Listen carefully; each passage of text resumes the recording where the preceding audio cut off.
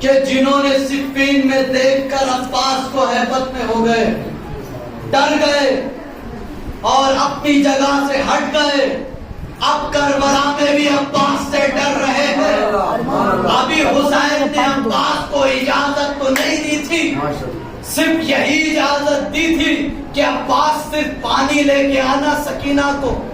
صرف بچوں کو پانی کے لیے جانا اور پانی لے کے آنا، صرف عباس کو اتنی ہی اجازت تھی کہ صرف وہ پانی کے لیے جائیں اور جانے کے بعد اب اپنے بچوں کو پانی لے کے آئے۔ اب عباس مقتل کی طرف چلنے کے بعد صرف لوگوں نے دیکھا کہ عباس آئے ہیں تو 9 لاکھ کا لشکر بھاگ گیا۔ اب تاریخ بتاتی ہے وہاں 2.5 لاکھ کا لشکر بھاگ گیا تھا، کربلا میں صرف عباس کو دیکھ کر 9 لاکھ کا لشکر بھاگ گیا۔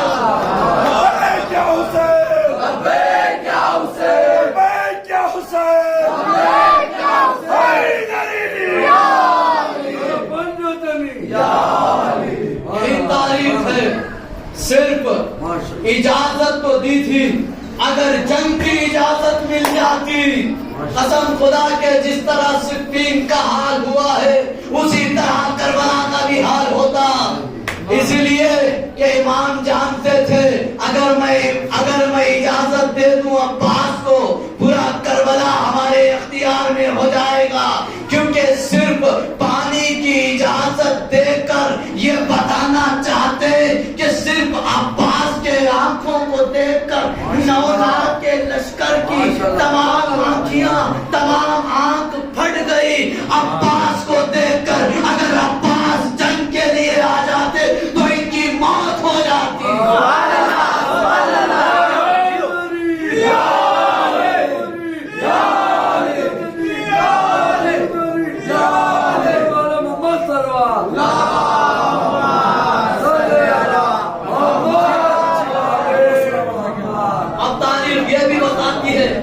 کبھی قاسم کے لشکر،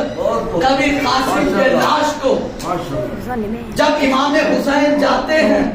کبھی علی اکبر کے لاش کو امام حسین جاتے ہیں تو تاریخ یہ بتاتی ہے کبھی حبیب ابن مظاہر کے لاش کو جاتے ہیں اور کبھی اون و محمد کے لاش کو جاتے ہیں تو ساتھ میں عباس کو رکھتے ہیں۔ یہ تاریخ بتاتی ہے صرف عباس لاش کو دیکھنے کے لیے جاتے ہیں تو پوری فوج صرف عباس کو دیکھ کر بھاگتی ہے، صرف عباس کو دیکھ کر لاش چھوڑ کر جا رہی ہے۔ اس سے ثابت ہوتا ہے کہ صرف عباس کو دیکھ کر یہ 9 لاکھ کا لشکر یہی تمنا کر رہا تھا کہ عباس جب شہید ہو جائیں گے ہم سب کچھ حاصل کریں گے، مگر اسے معلوم نہیں عباس کی ایک بہن بھی زندہ ہے جسے زینب کہتے ہیں۔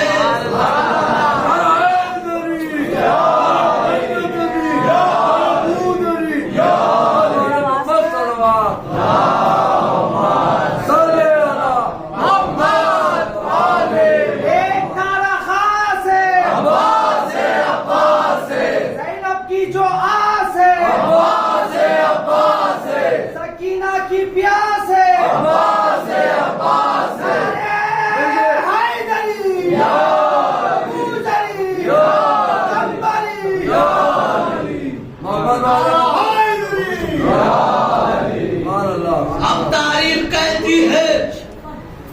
کہ جو لوگوں کی یہ تمنا تھی، دشمنوں کی یہ خواہش تھی کہ ہم نے عباس کو قتل کر کے کربلا میں فتح حاصل کر لیا، ان کو پتا نہیں کربلا کے بعد ایک عباس کی ایک بہن ہے جس کا نام زینب ہے، وہ علی کی بیٹی ہے۔ جب کلام کرتی ہے اس طرح جس طرح علی کلام کرتے، اس طرح کلام کرتی ہے جس طرح عباس کلام کرتے۔ اب زینب کا وہ کلام تمام یزیدوں کو ہلا ڈالتا ہے، کیونکہ زینب وہ زینب ہے جب یزید کے دربار میں پہنچی تو علی کی شجاعت بتاتی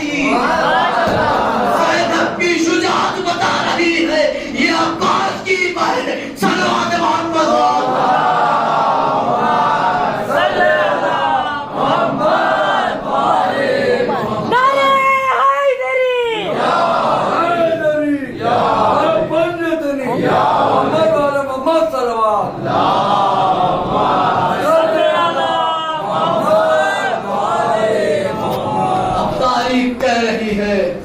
کہ یہ قافلہ 2 محرم کو پہنچا.